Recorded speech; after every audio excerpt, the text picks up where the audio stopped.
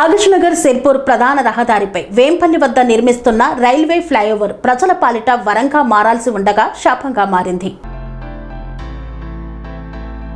కొమరం భీం ఆసిఫాబాద్ జిల్లా కాగజ్నగర్ సిర్పూర్ ప్రధాన రహదారిపై వేంపల్లి వద్ద నిర్మిస్తున్న రైల్వే ఫ్లైఓవర్ ప్రజల పాలిట వరంగా మారాల్సి ఉండగా నేడు శాపంగా మారిందనే విమర్శలు వ్యక్తమవుతున్నాయి. రైల్వే గేట్ వద్ద ట్రాఫిక్ సమస్యలకు శాశ్వత పరిష్కారం చూపాలనే ఉద్దేశంతో 2016లో అప్పటి ప్రభుత్వం 30 కోట్లతో ఈ ప్రాజెక్టును ప్రారంభించింది. నిర్ణీత కాలంలో పూర్తి కావలసిన నిర్మాణ పనులు దాదాపు 10 ఏళ్లు గడిచినా ఇంకా అసంపూర్తిగానే ఉండటం ప్రభుత్వాల పనితీరుపై ప్రశ్నలు లేవనెత్తుతోంది. ఫ్లైఓవర్ నిర్మాణంలో అత్యంత కీలకమైన అప్రోచ్ రోడ్ల పనులు పూర్తి కాకపోవడంతో నిర్మించిన ఫ్లైఓవర్ పూర్తి స్థాయిలో ఉపయోగపడటం లేదు. వాహనదారులు ప్రాణాలను పణంగా పెట్టి ప్రయాణించాల్సి వస్తోంది.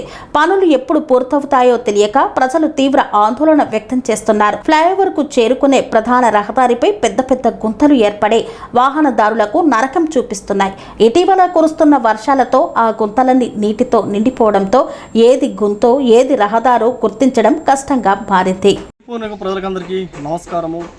ఈరోజు సిర్పూర్ నియోజకవర్గం పాలనా వ్యవస్థ పూర్తిగా రాత్యంలో నెట్టివేయబడింది. 30 ఏళ్ళు సిర్పూర్ నియోజకవర్గం వెనక్కి నెట్టివేయబడింది. పక్క నియోజకవర్గాల్లో కాస్తో కూస్తో అభివృద్ధి ఉంది. ఉన్న దరిద్రం ఉన్న భ్రష్టం మొత్తం సిర్పూర్ నియోజకవర్గం ఉంది. గెలిచిన పాలకులు నియోజకవర్గాన్ని పట్టించుకోవట్లేదు. రోడ్డు వ్యవస్థ ఇన్ఫ్రాస్ట్రక్చర్ వ్యవస్థ మొత్తము తుప్పుపట్టిపోయింది. దానికి నిదర్శనం ఇదే.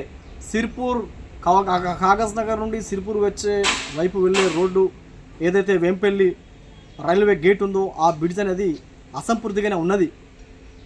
ఆ రోడ్డు వ్యవస్థ అక్కడ అప్రోచ్ రోడ్డు సక్రమంగా లేదు. మరి బ్రిడ్జ్ మీద కూడా ఇలాంటి రోడ్డు వ్యవస్థ సక్రమంగా లేకపోవడం వల్ల కేవలం అక్కడ కాంక్రీట్ వేసేసి నిమ్మకు నీరెత్తుగా అక్కడ వివరిస్తున్నారు.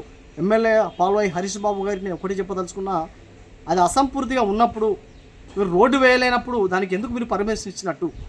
అంటే ప్రయాణికులు కింద పడిపోయి చచ్చిపోవాలా, వాహనదారులకు ఇబ్బంది కలగాల, ప్రమాదం జరగాల అంటే వాళ్ళు ఎట్లయితే ఏంది, వాళ్ళ ప్రాణాలకు ముప్పు జరిగినా నాకేం తెలియదు అన్నట్టు మీరు వివరిస్తున్నారు.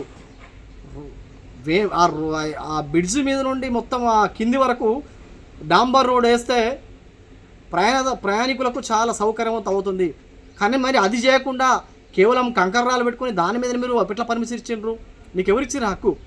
పర్మిషన్ ఎందుకు ఇచ్చినట్టు? నువ్వు ఆ బ్రిడ్జ్ని సంపూర్తిగా నువ్వు క్లియర్ అయినప్పుడు, రోడ్డు వ్యవస్థ వేయనప్పుడు నువ్వు ఎందుకు వాహనదారులకు పర్మిషన్ ఇచ్చినట్టు?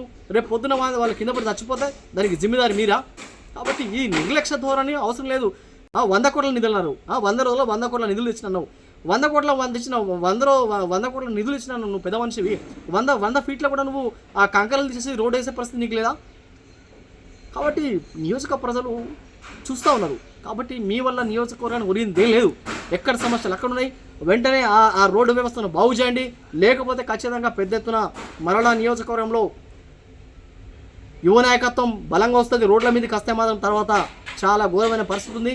మీకు ప్రజలు అధికారం ఇచ్చారు, మీరు సేవ చేయండి. మీరు సేవ చేసి తప్పించుకొని తిరుగుతారు. మీకు ఏ రోడ్ ఎక్కడ ఉంది, ఎక్కడ రోడ్డు కూలిపోయింది, ఎక్కడ బ్రిడ్జ్లు కూలిపోయినాయి అనేది దాని మీద సోయలేదు. ముచ్చట ఏంటంటే మీకు తెలియదు. అల్లటప్ప మాటలు, ఏటుపులటి మాటలు, డంబాచార మాటలు చెప్పాలి, పోవాలి. ఇది కాదు. వచ్చే ఎన్నికలలో ప్రజలందరూ గమనిస్తారు, మీకు ఖచ్చితంగా బుద్ధి చెప్తారు. కాబట్టి ఆ వేంపల్లి బ్రిడ్జ్ మీద నుండి కాంక్రీట్ తీసేసి అక్కడ రోడ్డు వేయాల్సిందిగా నేను మీకు డిమాండ్ చేస్తూ ఉన్నాను.